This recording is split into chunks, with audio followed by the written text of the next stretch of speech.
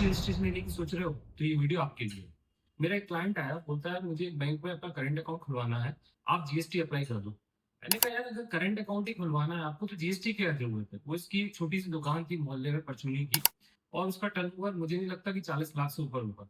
फिर मैंने उसको बोला, मैंने कहा यार तुम्हें जीएसटी क्यों चाहिए। तो उसने बोला कि मुझे बैंक अकाउंट खोलना है, फोन पे से ट्रांजेक्शन करने हैं, इसलिए मुझे चाहिए।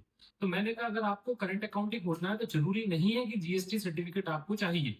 आप उद्यम रजिस्ट्रेशन लेकर भी अपना करंट अकाउंट खुलवा सकते हो। उद्यम रजिस्ट्रेशन में आप अपनी फर्म का नाम दे सकते हो, उस नाम से आपका नाम से ही आपका करंट अकाउंट बैंक में खुल जाएगा।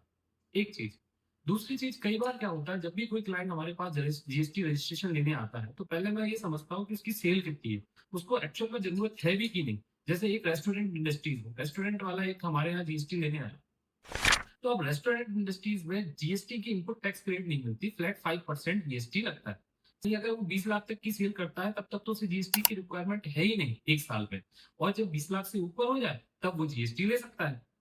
इसी तरह अगर मान के चलो कोई मैन्युफैक्चरर है और वो मैन्युफैक्चरर एक कपड़ा बनाता है, तो अब उस केस में क्या होगा, उसको जो छूट है वो 40 लाख रुपए की है सेल की टोटल। लेकिन अब कंडीशन क्या आती है, जो उसके लिए इनपुट आ रहा है वो उस इनपुट पर उसको जीएसटी लग के आ रहा है। और जो वो आउटपुट देगा वो मे बी, जैसे अगर मैन्युफैक्चरर है तो होलसेलर को देगा, होलसेलर रिटेलर को देगा। तो अगर वो जीएसटी नहीं देगा तो वो जो जीएसटी की चेन है उसको वो तोड़ देगा, जिससे कि जीएसटी का उसको नुकसान है।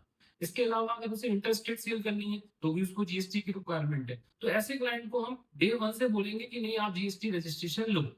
इसी तरह की मोर अपडेट्स के लिए फॉलो कीजिए smart tax with Vikas. Thank you.